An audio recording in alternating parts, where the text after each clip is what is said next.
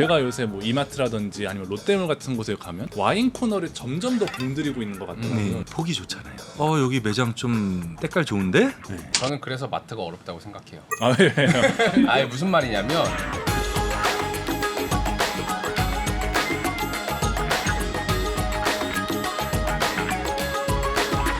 비주류 경제와 와인편 사이드 B에서는 유통 대기업을 중심으로 국내 와인 시장 이야기를 해보려고 해요. 요새 이제 들리는 얘기가 국내 여러 대기업에서 해외에 있는 와이너리를 인수한다는 기사를 많이 보는데, 일단 재용님이 보시기에는 네. 그 와인이라는 상품을 좀 상품이란 관점에서 봤을 때 특징이 좀 궁금하거든요. 일단 와인 비즈니스의 특징부터 한번 생각해 보면 저는 와인 비즈니스를 저는 뭐라고 정의하냐면 낭만 비즈니스라고 정의해요. 낭만 비즈니스다. 왜냐하면 돈 벌려고 들어가면 되게 쉽지 않은 비즈니스.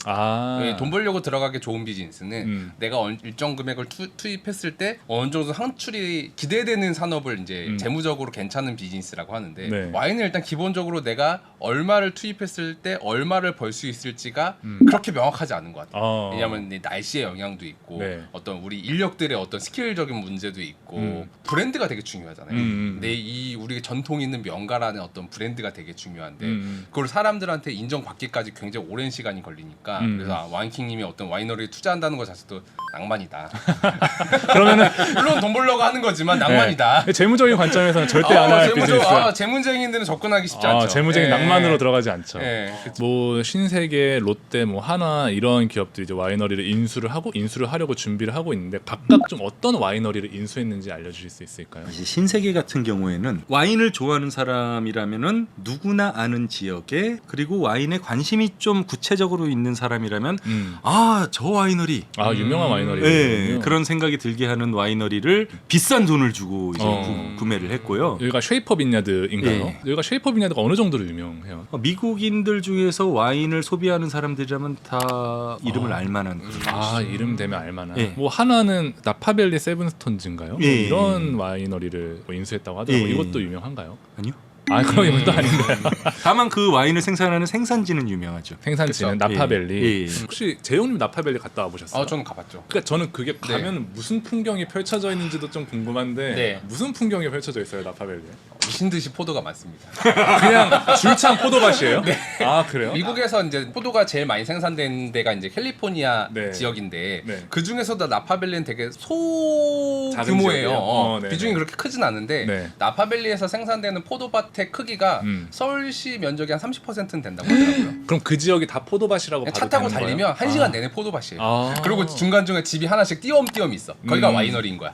그리고 포도 냄새가 엄청나게 진동을 하고요. 네. 와이너리마다 어느 정도 이제 약간 투어할 수 있게 비치가 돼 있거든요. 가서 이제 테이스팅도 하고 사진도 찍고 이러기 되게 좋아서 나파밸리는 되게 가볼만 합니다. 근데 아까 뭐 네. 와인을 유통하는 그런 유통사가 본인들이 직접 만드는 것까지, 와이너리 인수하는 것까지 좀 뛰어드는 것 자체를 좀 부정적으로 얘기하셨잖아요. 예. 왜 그렇게 부정적인 이유가 있을까요? 왜냐면 보통은 그 정도 사이즈, 그 정도 비용이 들어가는 와이너리를 인수할 때는 네. 무리를 해서 인수를 하거든요. 무리를 해서. 그거를 메인 비즈니스로 만들려고 한다든지 인수를 해가지고선 비싸게 만들 자신이 있다든지 그런 식으로 해서 접근을 하시는데, 그러다가 대부분 망하세요. 그렇게는 하면 안 되고요. 돈 많은데 통장 잔고에 있는 거 뭘 어디다 쓸까라는 생각이 드는 그런 분이라면은 와이너리 하나 정도 사시는 거 좋죠.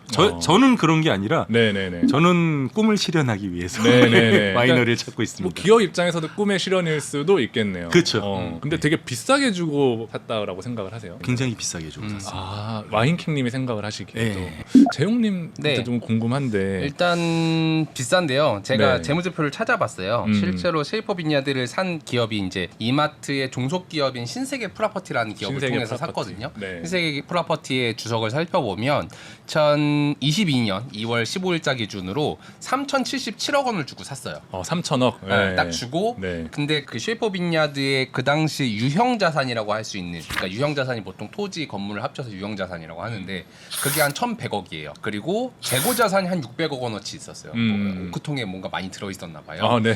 이래저래 다 빼고 나서 권리금이라고 할 수 있는 무형 자산의 값어치가 한 1,200억 원 정도 돼요. 3천억 중에 1,200억이 권리금이다. 프리미엄 가격이다. 네, 프리미엄이다. 그래서 이제 사실은 그냥 다 필요 없고, 만약에 이 쉐이퍼 빈야드라는 게 와인 사업을 안 하면 어떻게 되냐, 만약에 없어지면 그래도 토지 건물은 남을 거란 말이죠. 네네. 그러면 어쨌든 못 가되든 1,000억은 남을 거예요.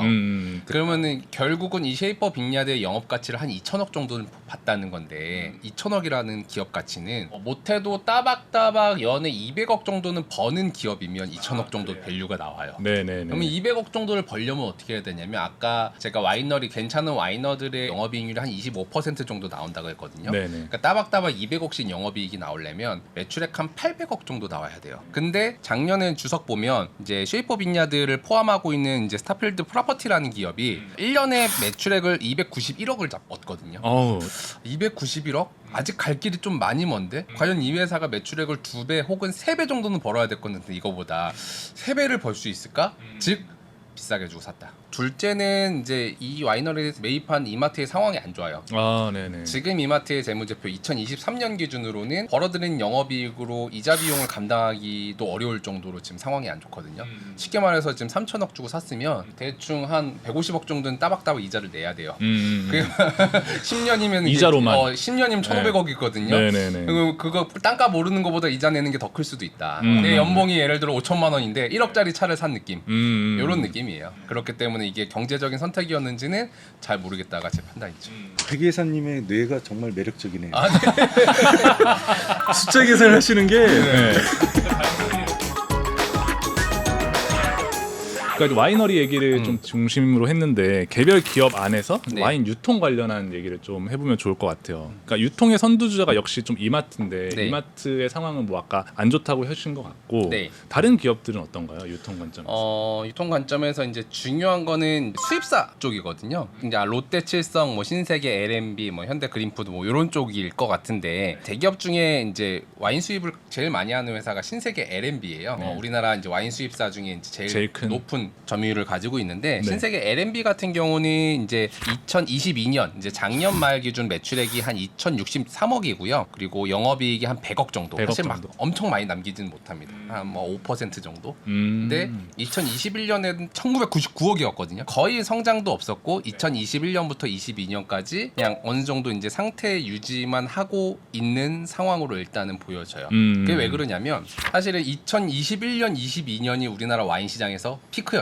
피크를 쳤는데 그 다음에도 잘 될까 생각해 보면 너무 피크인데 왜냐면 갑자기 이제 2배 이상 성장해 버리니까 그러다 보니까 최근에는 와인 수입액이 좀 감소했습니다. 최근에는 한 6개월 기준으로 전년도보다 한 8% 정도 수입액이 줄었고요. 한동안은 하향세를 겪지 않을까라는 느낌 좀 받았어요. 근데 뭐 신세계가 가장 큰 규모를 차지하고 있으면 그냥 이 구도가 그대로 굳어질 가능성도 있나요? 유리하겠죠. 왜냐면 자기는 어쨌든 나름 이름 있는 이제 와이너리를 인수를 했고 나름 그쪽에 좀 힘을 보여준다라고 생각은 할 수는 있겠지만 진짜 그럴까? 왜냐하면 쉐이퍼 같은 경우는 비싸잖아요. 네네. 저희 같은 사람이 뭔가 접하기 어려운 와인이죠. 그쵸. 저도 접하지 못해요. 그렇게 비싸요? 예. 그러면 일단 이마트에서는 못 팔아요. 아니 신세계에서 인수했는데 이마트에서 못 파는 이마트가 와인인가요? 인수했는데 이마트가 뭐 일단 팔기야 뭐 팔 수는 있겠지만 네네. 타깃이 다르죠. 이마트에 네네. 방문하는 사람이 타깃이 아닌 거죠. 아. 신세 백화점에서 팔거나 별도의 채널을 통해서 팔아야 되니까 시너지가 그렇게 좋은 것도 아니에요. 그리고 대부분 미국의 고급 와이너리들은 회원들한테 팔지 아까 얘기했던 마트에서 거. 팔지 않거든요. 그런 거 보면 그렇게 시너지가 있을 만한가? 라는 의구심 좀 있죠. 그러니까 뭐 쉐이퍼 빈야드의 도대체 역할이 그러니까 이마트에 네. 있어서 뭔가 시너지 낼 수 있는 여지가 거의 부족한 것 같아요. 그냥 사고 싶어서 산 거죠. 낭만 비즈니스다. 네. 사실 뭐 아까 얘기했던 것처럼 뭔가 와인 시장이 뭔가 꺾이고 있는 것 같기도 하고 유통사들이나 거기서도 막 그렇게 큰 재미를 못 보고 있는 것 같은데 제가 요새 뭐 이마트라든지 아니면 롯데몰 같은 곳에 가면 와인 코너를 점점 더 공들이고 있는 것 같더라고요. 이런 오프라인 채널들은 와인샵을 왜 이렇게 크게 가져가는? 보기 좋잖아요. 보기 좋다. 보기 좋은 게 무슨 의미예요? 딱 들어가서 봤을 때 와인 하면은 약간 고급 이미지를 주는데 저 고급스러운 것들이 저렇게 많이 있어? 여기 매장 좀 때깔 좋은데? 여기서 뭐 다른 걸 사볼까? 이제 소비욕을 자극을 하잖아요. 그 공간 전체 분위기를 결정짓는 역할을 하는 걸까요? 네. 저는 그래서 마트가 어렵다고 생각해요. 왜요? 아니, 무슨 말이냐면 지금의 우리 국내 대기업들 특히 유통사들은 2세 혹은 3세가 경영을 하고 있어요. 네네. 이제 2세, 3세의 특징은 1세랑 다르게 태어날 때부터 부자거든.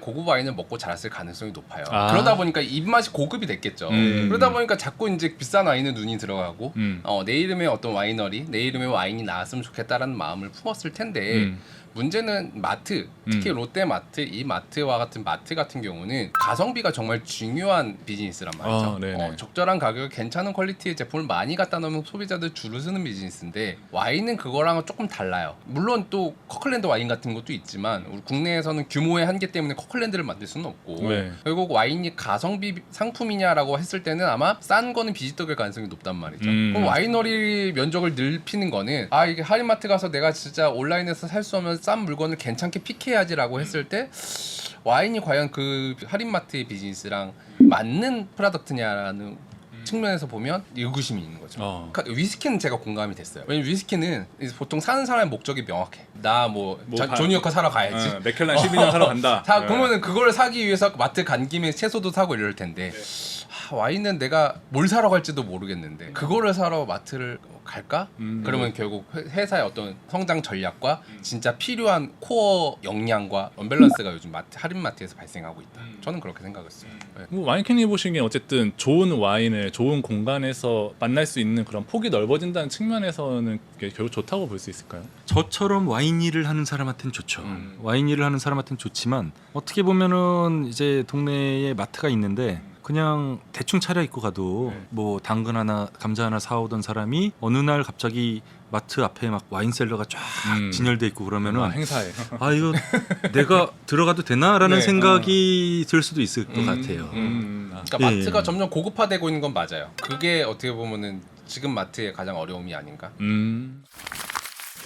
이번에는 우리한테 좀 더 가까운 공간으로 좀 가보려고 하는데 사실 저희 같은 일반 소비자들이 가장 쉽게 와인을 만날 수 있는 창구가 이제 편의점이잖아요. 그러니까 그러니까 하다못해 진짜 작은 이제 편의점에도 싸고 좋은 와인들을 쉽게 구할 수 있더라고요. 근데 궁금한 게 네. 편의점이 왜 그렇게 와인에 진심인 걸까? 재영님 편의점 보시기엔. 입장에서는 와인이 괜찮은 아이템이라고 저는 생각을 해요. 아까 할인마트랑은 조금 다르게 네. 편의점 산업의 특징이 일단 국내 편의점 산업은 포화입니다.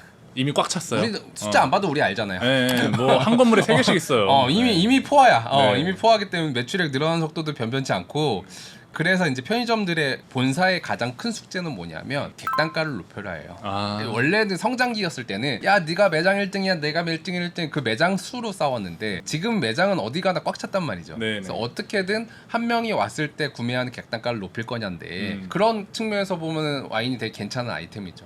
하나 사면은 못해도 한 2, 3만 원 하니까 객단가 가격대가 높일 수 있는 올라가죠. 아이템이니까 분명히 좋은 아이템이겠지만 와인의 비중 미미하기 때문에 별로 공신을 안 하고 있고요. 네.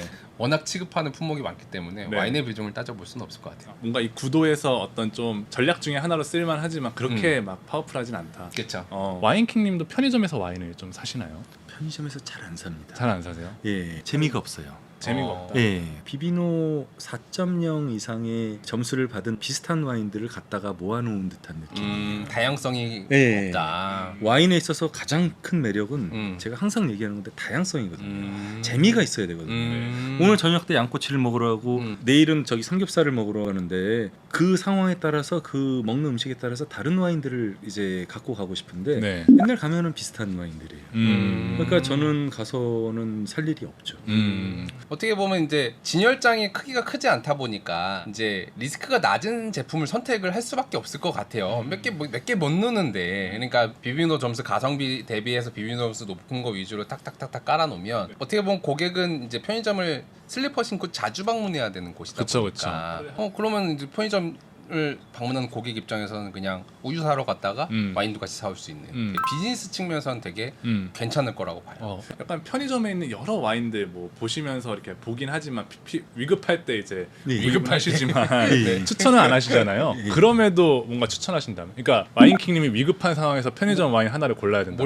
뭘 고를까요? 제가 편의점에 가서 위급한 상황에서 와인 마려워. 간절히 와인이 네. 너무 마려워. 반창고 같은 와인을 산다. 네. 그러면 칠레산 까베르네 소비뇽을 살 겁니다. 칠레 까베르네 예, 소비뇽. 칠레산 까베르네 소비뇽이나 화이트 와인을 마시고 싶다. 그러면 이제 뉴질랜드산 소비뇽 블랑을 살 텐데요. 네. 그게 칠링이 돼 있어야 돼요. 뉴질랜드산 소비뇽 블랑 같은 경우는 화이트 와인이기 때문에. 네네. 그리고 거기서 잊지 마셔야 될 게 네. 오프너를 또 구비하셔야 네. 됩니다. 안 그랬다가는 여기다가 네. 또 이게 찔러 넣고. 네, 젓가락으로 그렇죠. 이렇게 찍고 누르면 됩니다. 그럼 이 몬테스 알파도 네. 알파는 아니군요. 몬테스도 이제 칠레에서 온 까베르네 소비뇽이잖아요. 네. 그럼 무난한 선택이 될 수 있겠네요. 그렇네요. 무난한 선택인데요. 네. 개인적인 바람이 있다면은 이 와인에다가 네. 이런 캡슐을 좀 씌워서 네. 스크류로 네, 스크류캡으로 해서 아. 바로 따서 마실 수 있게 네. 생산을 해주면은 정말 음. 좋지 않을까라는 생각을 하거든요. 왜요? 근데 네. 이게 네. 와인에 문제가 생길 코르크 냄새가 배길 그 소지도 굉장히 적고요. 근데 왜 대부분의 와인은 왜 코르크로 막는 거예요? 있어 보이잖아요. 그 진짜 그거예요? 저 그거예요? 진짜 그거라고 들었어요. 이게 고급스러워서 그렇대요. 그거예요? 네, 있어 보여서요. 이렇게 뭐 이렇게 성분을 뭐 빠져나가는 거 막는다거나 네. 뭐 이런 기술적인 그런 게 아니에요? 아니 있어 보여가지고요. 아, 이거 안 원래는 네. 이거를 써야 돼요. 네. 아 그래요? 가격도 같아요. 네, 사용자 경험을 무시하는 이 산업의 경향성은 너무 싫습니다. 진짜. 네. 동의합니다. 자, 지금까지 유통 대기업 중심으로 와인 시장 이야기를 해봤는데요. 끝내기 전에 국내 와인 시장의 전반적인 전망을 이야기해 보겠습니다. 지금까지 좀 비관적인 이야기를 많이 한 것 같은데 한국에서 와인 시장의 성장이 약간 하얀 길을 겪다도 그 후에 다시 크게 성장할 거라고 보세요? 그렇게 봅니다. 아. 크게 두 가지가 있는데요. 네, 첫 번째로는 일단 한국 사람들은 먹고 마시는 걸 너무 좋아해요. 좋아하죠. 네, 네. 너무 좋아해서 네. 밖에 나가면은 건물마다 식당이 하나씩 있어요. 아 진짜 많죠. 예, 다른 나라 가면 그런 경우가 거의 없거든요. 그래서 식문화를 즐길 수 있는 문화가 기본적으로 있고 두 번째로는 남한테 보이는 걸 좋아해요. 아, 네. 제가 그렇죠. 월급은 얼마 안 돼도 음. 차는 외제차 타고 다니고 술을 마시는데 남들이 보기에 어우 저 사람 와인 마시네. 와인 마시네. 예, 라는 허영심, 허세 같은 거를 자극할 수 있는 술이기 때문에 네. 그거를 이제 좀 발전시킬 수 있는 요소가 있다고 보죠. 너무 재밌는 해석인 것 같아요. 재웅님이 보시기에는 네. 국내 와인 시장 전망 어떻게 보세요? 좀 쉽지는 않을 것 같은데 네. 왜냐하면 일단 기본적으로 비싸요. 식당에서 와인 먹는 게 집에서 먹는 것보다 훨씬 비싸더라고요. 예, 어마어마하게 비싸요. 네. 왜 비싼가 생각해 보면 소주만큼 빠르게 순환되지 않아요. 소주는 그냥 몇 가지 안 되잖아. 두세 가지 사다 놓고 그냥 순환시키면 그쵸. 되는데 네, 이렇게 채워놓죠. 와인은 내가 종류를 한 10대까지를 넣어놓고 언제 팔릴지 모르는 보유하고 있어야 돼요. 보유를 오래 해야 되다 보니까 마진을 많이 남겨야 돼. 보유하는 동안은 캐시를 벌어들일 수가 있는 거거든요. 그러다 보니까 어쩔 수 없는 부분인 것 같긴 해요. 차라리 좀 이렇게 콜퀴즈가 좀 활성화돼야 될 것 같기도 하고. 그 방법도 있겠네요. 예, 그렇죠. 그래서 이제 뭔가 이렇게 뭐 정육식당처럼 소고기 사서 여기서 이제 상차림비 받고 구워 먹는 것처럼 네네네. 약간 이제 그런 느낌의 어떤 이제 변화가 일어나지 않으면 아 이거 내가 마트 가서 사면은 이거 5만 원인데 여기서는 20만 원을 파네. 그래서 약간 그런 부분이 좀 약간 부담스러운 면이 좀 있는 것 같아요. 결정적으로 밥값보다 비싼 술에 대한 거부감이 되게 큰 것 같아요. 일단 소주가 너무 강력해요. 소주가 너무 싸요. 같은 도수의 소주가 너무 싸니까 네. 그걸 이기기가 쉽지가 않다. 음. 그리고 한식 자체가 이미 소주에 최적화돼 있고 맵고 달고 짠 거는 사실 와인보다는 좀 소주가 좀 강하잖아요. 세 번째로는 또 진짜 중요한 거는 소득 수준. 소득 수준. 예. 그러니까 이 와인 시장이 활성화되기 위해서는 중산층이 커야 되는 것 같아요. 네. 어차피 돈 많은 사람들은 많이 먹을 거고 그 이상의 이제 산업 자체가 크기 위해서는 그래도 막 5만 원, 10만 원 돼도 그래 밥 먹으면서 한번 먹을 수 있지 할 수 있을 정도의 여유 있는 계층이 성장을 해야 되는데 그 허리가. 근데 우리가 알고 있기로는 지금 중산층 자꾸 비고 있거든요, 한국이. 그런 부분들도 또 개선이 돼야 와인 시장이 더 성장할 수 있지 않을까. 숙제가 되게 많습니다. 네. 다 동의하는데요. 네. 네. 두 번째 의견에는 반대 의견입니다. 네, 해주시죠. 음식. 예. 음식. 어울린다. 김치찌개 어울린다. 한식이 소주에 최적화되어 있다는 네. 그 분석에는 편견일 수 있죠. 예, 제가 반대를 합니다. 네. 이게 우리나라가 마시던 술이 소주밖에 없었거든요. 네네. 그렇기 때문에 소주를 마시면서 음식을 먹다 보니까 거기에 이제 습관이 든 거지. 사실은 저는 다 맨날 드실 거니까. 그렇죠. 네. 맨날 어떻게 하셨죠? 와이킹이시잖아요. 무려 킹인데. 저는 와인 자체만 마시고 싶은 경우는 별로 없어요. 그래요. 예, 뭔가를 먹으면은 거기에 맞는 와인을 마시고 싶어지거든요. 정말 모든 한식 종류에 따라 가지고선 맛있게 먹을 수 있는 와인들은 다 있습니다. 그래서 제가 여기서 드는 생각은 아까 콜키지 말씀하실 때 너무 네. 동감을 했던 게 그 식당에서 와인을 팔면은 비싸게 파시거든요. 이게 왜냐하면 그거를 와인을 사서 보관을 하고 있어야 되니까 보관 비용도 있고 서비스 비용도 있고 그거보다는 콜키지 피를 받으시는데 다른 나라에 비해서 우리나라의 그 소비되는 술 주로 이제 소주인데 그 가격이 말도 안 되게 싸잖아요. 그렇죠. 그렇기 때문에 소주를 5,000원에 파는 식당은 웬만하면은 이 와인을 한 병 갖고 와도 콜키지 피를 한 5,000원 정도, 소주값 정도 받으면은 잔도 필요 없어요. 와인 잔도 필요 없이 저는 보통 맥주 잔에다 그냥 마시고. 그렇게 먹어도 돼요. 예, 네. 그냥 어차피 속으로 들어가면 기분인 다 거잖아요, 똑같잖아요. 그냥. 맞습니다. 네. 그렇게 해서 소비를 하다 보면은 네. 음식을 먹을 때 음식을 맛있게 해줘요. 식당 입장에서는 1인분 주문할 손님이 2인분을 주문할 수 있게 해주거든요. 단골 고객을 확보할 수가 있잖아요. 맞아요. 아까 한식이랑 와인의 궁합이 그러니까 나쁘지 않다. 그러니까 예. 오히려 좋다 이렇게 얘기를 해주셨잖아요. 예.